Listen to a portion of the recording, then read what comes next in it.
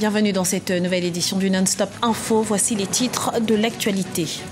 Nouvelle tournée africaine du président français François Hollande. Elle débute ce mercredi par le Bénin. Prochaine étape, l'Angola et le Cameroun. Le Cameroun et la France souhaitent renforcer leur coopération bilatérale. La visite du président François Hollande ce 3 juillet à Yaoundé s'inscrit dans ce cadre. Et puis, dissolution du conseil d'administration de la compagnie pétrolière nationale au Nigeria. Un premier pas dans la restructuration d'un secteur pétrolier marqué par des affaires de corruption. Mais tout d'abord, entrée en vigueur de la fermeture des mosquées illégales en Tunisie. Depuis ce mardi, celles qui ne sont pas conformes à la loi de 1989 ne sont plus considérées comme des lieux de culte et devront être fermées. Notons que cette décision du gouvernement tunisien intervient après l'attaque de Sousse qui a fait 38 victimes le 27 juin dernier en Tunisie. Début ce mercredi de la tournée africaine du président français François Hollande. Première étape, le Bénin. Dans un contexte de coopération stable, les échanges entre Paris et Cotonou vont essentiellement se porter sur la coopération économique et sécuritaire. Le point tout de suite avec Idelette Bissou. La tournée africaine du président français François Hollande commence le 1er juillet 2015. Le Bénin est le premier pays qui va accueillir le chef de l'État français. Les échanges vont essentiellement porter sur l'État et les avancées de la coopération bilatérale entre la France et le Bénin. Entre la France et le Bénin depuis quand même 1990, après la conférence nationale, le Bénin entretient avec la France une coopération, je dirais, apaisée, moins brouillée, et très intense en ce qui concerne la coopération économique, la coopération budgétaire, mais aussi ces dernières années la coopération militaire et sécuritaire. Sur le plan économique, ces dernières années ont été marquées par un tournant décisif avec l'arrivée des investisseurs français dans différents secteurs d'activité. Le groupe Bolloré est l'opérateur portuaire de premier plan au Bénin. À travers des filiales à Cotonou et Parakou, le groupe dispose de 121 000 m² d'entrepôts et d'espaces de stockage. Il est aussi impliqué dans les grands projets industriels et d'infrastructures du pays, à l'instar de la ligne de chemin de fer Bénin-Niger. 2013-2014, les affaires dites tentatives d'empoisonnement du chef de l'État. Il y a eu également l'affaire tentative de coup d'État qui a, je dirais, un peu embrouillé les relations entre les deux États. En tout cas, les deux pays ont traversé une petite situation de crise qui a conduit le président béninois, en tout cas l'État béninois, à ne pas expulser, mais à déclarer l'ambassadeur Monchot, ambassadeur de France vers le Bénin, qui l'a déclaré personnellement non grata. Et ces différentes affaires tentatives d'empoisonnement et affaires de coup d'État ont failli vraiment emporter la relation entre nos deux pays, d'autant qu'il y a eu une suite judiciaire en France. Les relations diplomatiques entre la France et le Bénin ont aussi été marquées par la coopération décentralisée, notamment à travers les partenariats entre les collectivités locales béninoises, les associations et les ONG françaises. Depuis les années 80, elles renforcent les relations bilatérales d'État à État et favorisent l'émergence des pouvoirs publics. La visite du président François Hollande au Bénin sera également une occasion d'échanger sur la menace sécuritaire dans la région avec la nébuleuse islamiste Boko Haram. Et après le Bénin, le président français se rendra à Luanda en Angola, puis à Yaoundé au Cameroun. Et entre le Cameroun et la France, il sera essentiellement question de politique et de sécurité, à l'heure où le pays joue un rôle majeur dans la lutte contre Boko Haram et Paratinjaï. La France est un partenaire économique de longue date du Cameroun, une coopération qui touche plusieurs secteurs de l'économie et pas seulement. Toutefois, ces dernières années, la présence de plus en plus forte de la Chine sur le continent a changé la nature des relations entre le Cameroun et ses partenaires traditionnels. La France est un partenaire ancien pour tout ce qui concerne l'exploitation pétrolière sur le Cameroun, pour tout ce qui est l'assistance au niveau des transports. Pour les activités minières, la France a toujours été présente là-dessus. Donc, il s'avère que l'agriculture, les secteurs qui démarrent, le Cameroun a signé les APE qui concernent essentiellement le secteur agricole en Afrique et en particulier pour le Cameroun.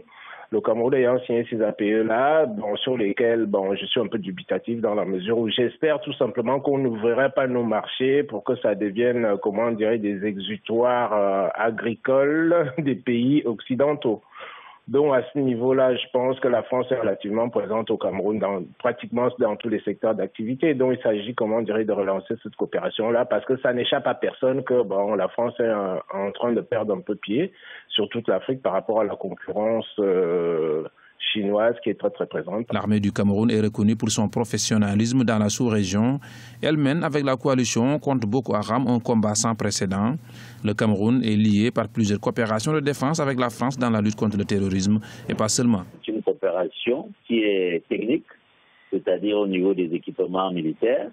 C'est une coopération qui couvre la sphère de la formation, mais aussi l'échange du personnel militaire.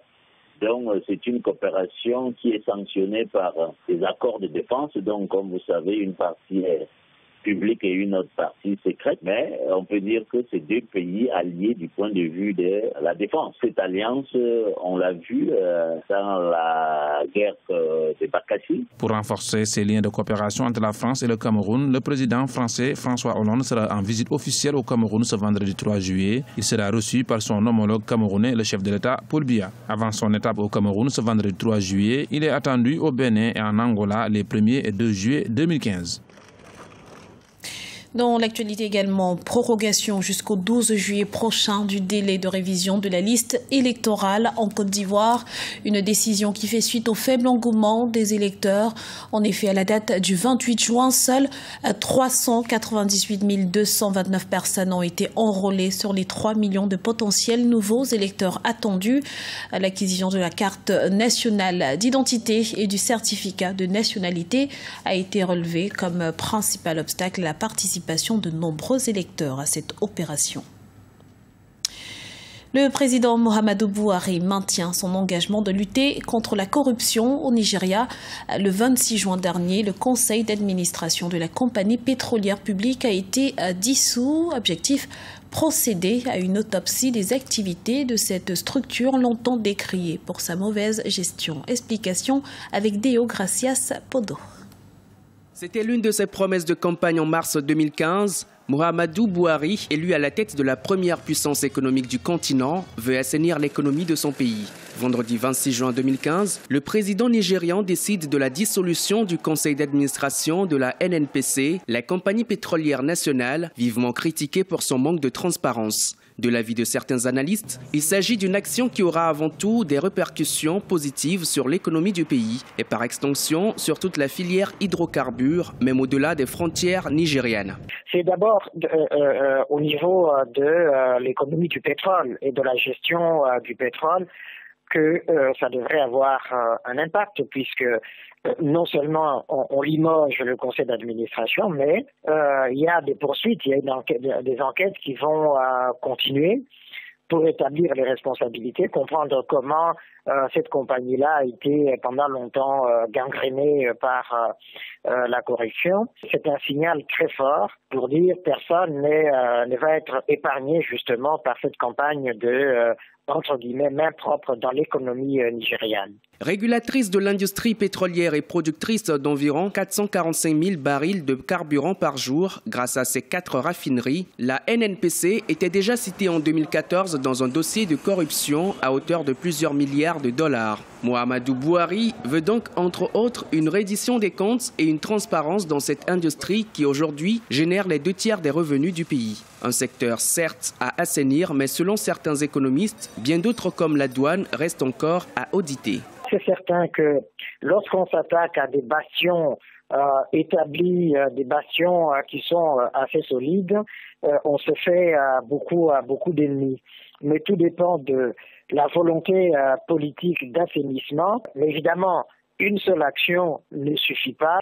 Il faut que il y ait une poursuite justement de cette opération dans d'autres secteurs de l'économie du Nigeria, en tout cas de tout ce qui relève de l'État fédéral. Avec 2 millions de barils de brut par jour, le Nigeria reste aujourd'hui le premier producteur africain et le 12e producteur de pétrole au monde. Une capacité de production qui pourrait passer à 4 millions de barils par jour et générer 100 milliards de dollars de recettes supplémentaires. Ceci passe évidemment par la lutte contre la corruption. Dans le reste de l'actualité et en bref, reprise du baccalauréat le 7 juillet en République du Congo. Les épreuves avaient été annulées le 5 juin dernier en raison d'irrégularités et de fraudes massives. Les 66 000 candidats concernés se disent prêts à aborder cette nouvelle échéance.